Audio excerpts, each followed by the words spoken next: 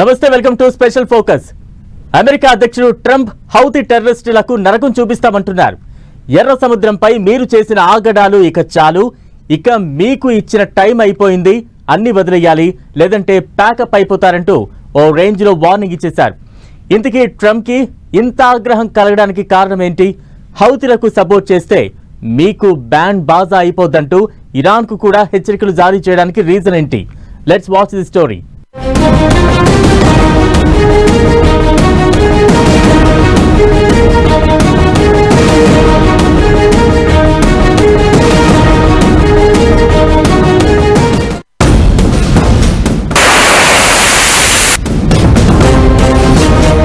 హౌతీలకు నరకం చూపిస్తానంటూ Trump warning.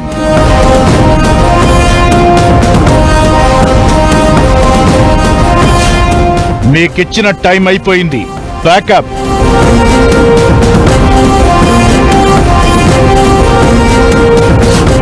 ఉగ్రవాద దాడులు ఆపకపోతే కనీవిని ఎరుగని పద్ధతిలో విరుచుకుపడతామంటూ ట్రంప్ హెచ్చరిక.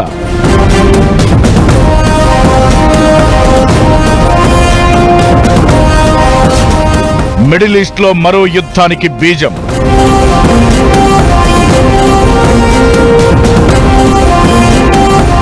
మధ్యప్రాచ్యంలో యుక్రెయిన్, రష్యా, ఇజ్రాయెల్, హమాస్ యుద్ధాలకు దాదాపు ముగింపు పలుకుతున్న వేళ మరో యుద్ధానికి సంకేతాలు వస్తున్నాయి. తాజాగా అమెరికా అధ్యక్షుడు ఈ దిశగా భీకరమైన హెచ్చరిక చేశారు. యెమెన్లో కనుక హౌతీలు దాడులు ఆపకపోతే నరకం చూపిస్తానంటూ వార్నింగ్ ఇచ్చారాయన. ఈ క్రమంలోనే యెమెన్ రాజధాని సనా, సాదా ప్రావిన్స్ లో అమెరికా చేపట్టిన భారీ వైమానిక దాడుల్లో 31 మంది ప్రాణాలు కోల్పోయారు. ఇవ్వాల్సినంత సమయం ఇచ్చామని, ఇక మీ టైం అయిపోయింది, ప్రతీకార చర్యలను కాచుకోనంటూ ట్రంప్ హెచ్చరికలు జారీ చేశారు. అది కూడా ఆప్ చేసి ప్రపంచాన్నంతా అల్లరి చేసి మేము హూతీస్ ఉన్నాం, ఇజ్రాయెల్కి వ్యతిరేకం చేయాలని చెప్పుకోవటానికి మొదలుపెట్టారు. అలాంటి సమయంలో అమెరికా చేసింది ఏం లేదు.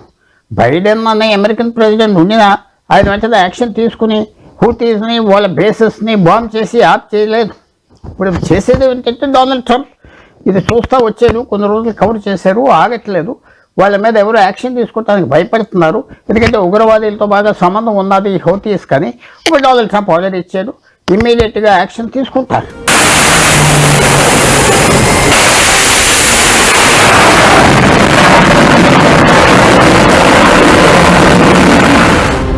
అమెరికా చేపట్టిన తాజా వైమానిక దాడుల కారణంగా ఒక్క సనా ప్రాంతంలోనే 13 మంది ప్రాణాలు కోల్పోగా సాదా ప్రావిన్స్ లో 19 మంది చనిపోయినట్లు హౌతీలు ప్రకటించారు.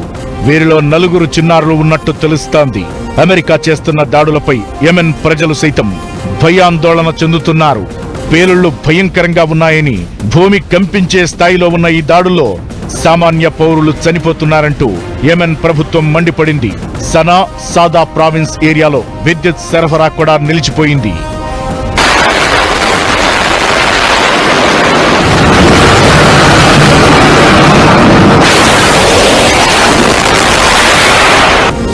మరోవైపు ట్రంప్ తమ లక్ష్యాన్ని సాధించే వరకు దాడులు కొనసాగుతాయంటూ హెచ్చరిస్తున్నారు. సోషల్ మీడియా వేదికగా ట్రంప్ ఇలా హెచ్చరించగా ఇది ఇరాన్ కి కూడా షాక్ ఇచ్చినట్లయింది. హౌతీలకు ఇరాన్ మద్దతిస్తోందని ఇప్పటికే అనేక సార్లు ట్రంప్ ఆరోపించారు. తాజాగా మరోసారి ఆ విషయాన్నే స్పష్టం చేశారు.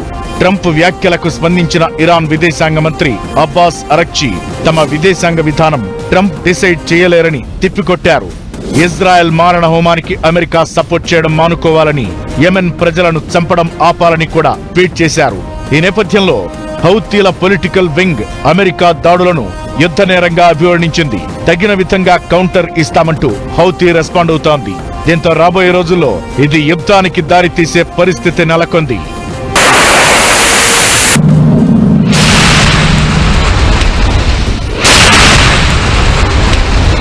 హౌతీలు గత దశాబ్దంగా యెమెన్లో పెద్ద ఎత్తున ప్రభావం చూపిస్తున్నారు.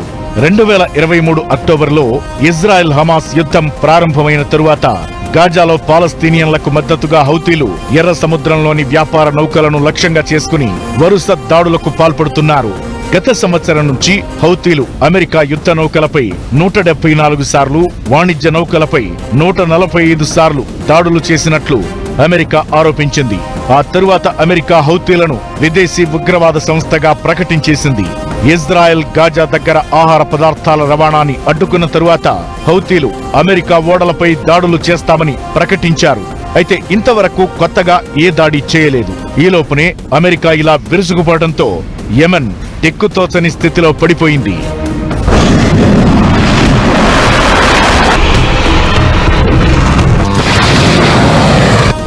అలానే అమెరికా చేస్తున్న దాడులపై ఇజ్రాయెల్ కి ముందుగానే సమాచారం ఇచ్చిందని కూడా తెలుస్తోంది. మరోవైపు అమెరికా అధ్యక్షుడు ట్రంప్ ఇరాన్ కి కూడా ఘాటు హెచ్చరికలు జారీ చేశారు.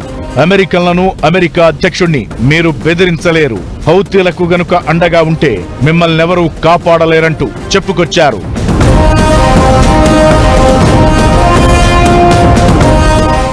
ఇరాన్ కి హెచ్చరికలు చేసినట్లుగా నిజంగా అమెరికా అధ్యక్షుడు చేయిస్తోన్న దాడులు ఉగ్రవాదంపై పోరాటంగానే చూడాలా? వేరే కారణాలు కూడా ఉన్నాయా? ఈ డౌట్స్ ఎందుకంటే అక్కడ ఉన్నది ట్రంప్ మరి. ఎర్ర సముద్రంపై జరిగే వ్యాపారంపై కన్నేశారు కాబట్టే ఇలా దండయాత్రకు పురికొల్పారంటారు. అలానే ఇరాన్ చేస్తోన్న న్యూక్లియర్ ప్రోగ్రామ్ ని డిస్టర్బ్ చేయడం కూడా ట్రంప్ టార్గెట్లలో ఒకటిగా తెలుస్తోంది.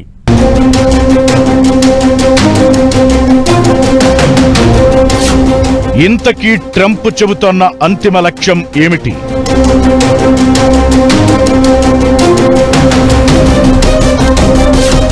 కొరకరాని కొయ్యల్లా మారిన హౌతీలు మాత్రమే టార్గెటా, లేక ఇంకేదైనా ఉందా?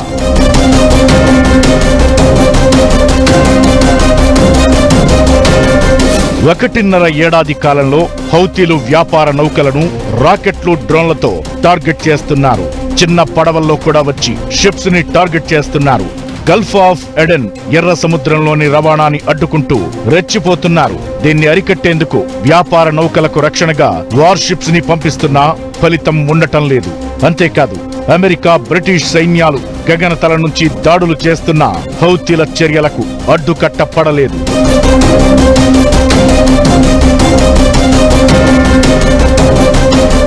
మరోవైపు ఇజ్రాయెల్ 400 మిస్సైల్స్ తో హౌతీల స్థావరాలపై దాడి చేసింది. అయితే వాటిలో చాలా వరకు తిప్పికొట్టినట్లు హౌతీలు ప్రకటించారు.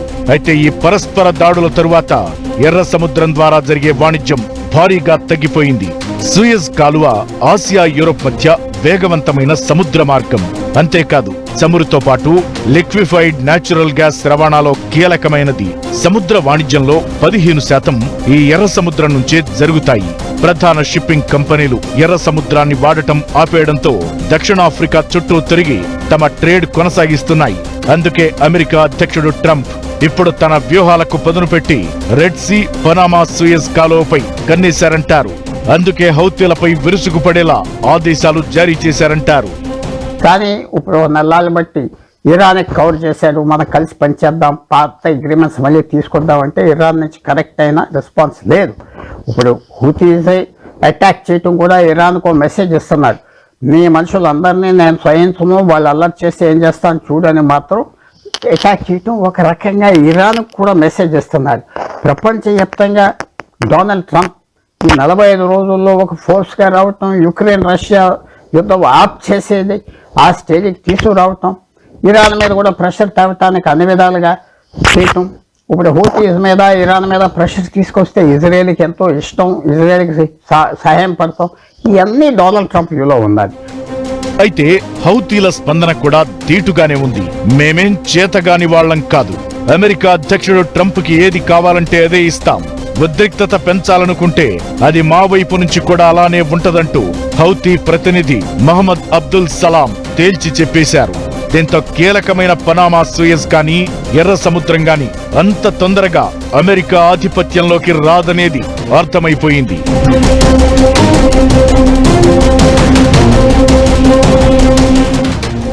ఇదే సమయంలో ఇరాన్ కి కూడా అమెరికా వార్నింగ్ ఇవ్వడం వెనుక కొన్ని విషయాలు గుర్తు తెచ్చుకోవాలి. తాను అధ్యక్షుడిగా ఎన్నికైన సమయంలోనే ఇజ్రాయెల్ కి ఆయన ఇరాన్ పై క్షిపణి దాడులు చేయాలంటూ సలహా ఇచ్చారు. ఆ సమయంలోనే ఇరాన్ పై దాడి చేసినట్లు ఇజ్రాయెల్ స్పష్టంగా చెప్పింది. తాజాగా కూడా ట్రంప్ ఇరాన్ కి ఓ లేఖ రాశారు. అణు ఒప్పందంపై చర్చలు జరపాలనుకుంటున్నట్లు ఈ లేఖలో ట్రంప్ పొందుపరిచారు. ప్రపంచం మరో అణ్వస్త్రాన్ని భరించలేదంటూ గతేడాది ట్రంప్ బోలెడంత సెంటిమెంట్ టచ్ చేశారు. వాస్తవానికి ఇరాన్తో గతంలో అణు ఒప్పందం చేసుకున్న అమెరికా 2018లో ట్రంప్ హయాంలోనే దాని నుంచి వైదొలిగింది. ఇది ఇరాన్ ఆర్థిక వ్యవస్థను కుప్పకూల్చే ఆంక్షలకు దారితీసింది. ఎప్పుడైతే లెబనాన్లో ఉగ్రవాద గ్రూపులపై ఇజ్రాయెల్ విరుచుకుపడుతుంటే దానికి అమెరికా అండగా నిలిచింది. అంతేకాదు, ఇరాన్ కమాండర్లను లేపేసింది. ఈ పరిణామాలతో ఇరాన్ అగ్గి మీద గుగ్గిలమైంది. అమెరికాను దారికి తేవాలంటే ఖచ్చితంగా అణ్వాయుధాలను తయారు చేయడమే దారని డిసైడ్ అయింది. అందులో భాగంగానే తన న్యూక్లియర్ ప్రోగ్రాం జరుపుతోంది. అయితే ఇరాన్ కనుక అణ్వాయుధాలు పోగేస్తే తమ ఆధిపత్యం పోతుందనే ఆలోచనతో అమెరికా అణు నియంత్రణపై చర్చకు రావాలని పిలుపునిస్తోంది. అయితే తమని బెదిరించి దారికి తీసుకురావాలనే ఈ చర్చలు అవసరం లేదని ఇరాన్ తెగేసి చెప్పింది.